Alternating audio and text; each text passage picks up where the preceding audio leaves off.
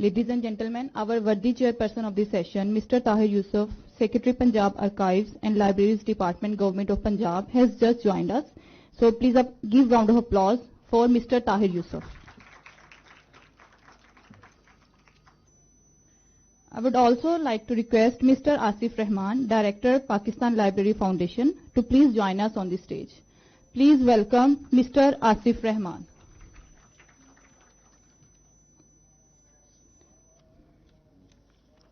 Moving towards the next presentation, I would like to call Ms. Quratulain Salim on the topic of Personal Knowledge and Information Management Practices, a study of life sciences researches.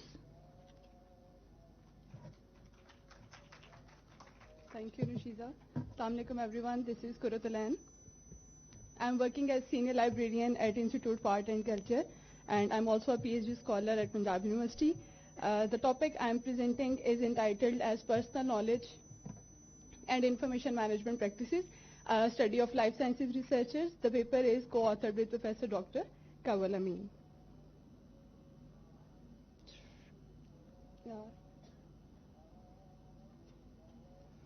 The term personal knowledge and information management emerged due to the overlapping of personal information management, personal knowledge management, and the both share a common line with information literacy.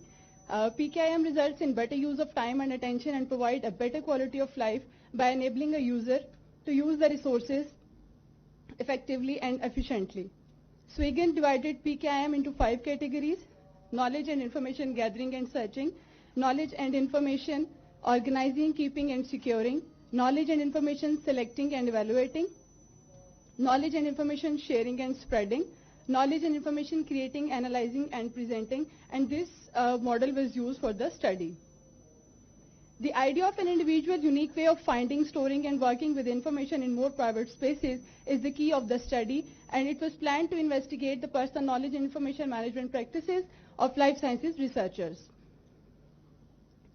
There were 2 objectives of the study. The first one was to explore the PKIM practices of researchers, and the second one was to compare the practices based on gender and research status, and those were questioned as, is there any difference of practices among males and female life sciences researchers, and is there any difference in the practices of MPhil and PhD researchers?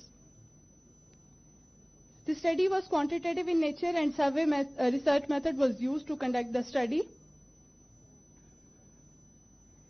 The population includes the MPhil and PhD students from the Faculty of Life Sciences, University of the Punjab.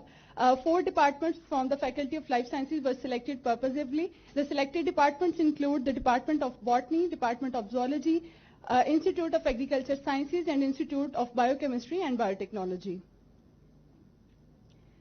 The data collection instrument was the questionnaire developed by Swigan, was adapted. The questionnaire was consisted of 30 statements for the 5 sections, and 5-point Likert scale was used. It was pilot tested to ensure the suitability in local environment. Cronbach-Alpha's coefficient was applied and the value was 0.785, which was considered as respectable value. A few changes were made based on the data collected during pilot study. The final instrument was then distributed to the MPhil and PhD students of the selected 4 departments. Those were 196 in number.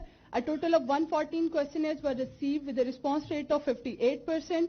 Data cleaning was made to remove incorrect, incomplete, and improperly filled questionnaire to ensure the validity of data. The data was analyzed using SPSS, and the results highlighted that the researchers perceived their skills as very appropriate. They keep themselves engaged in organizing, classifying, and sorting information collection for better use. They are gaining knowledge and skills during their studies, which will help them in using the resources.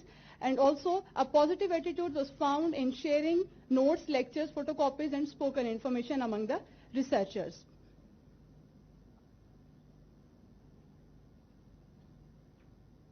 As far as the second objective of the study is concerned, no significant difference was found among the researchers based on gender.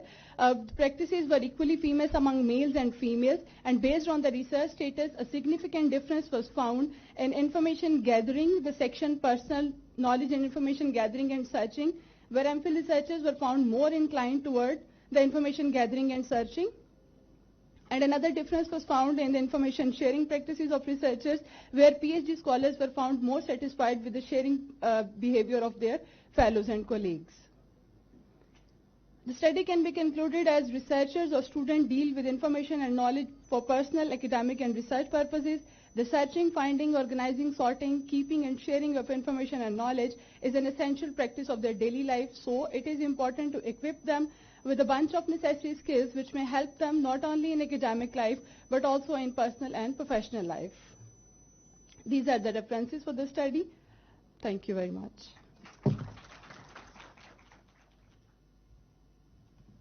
Thank you so much.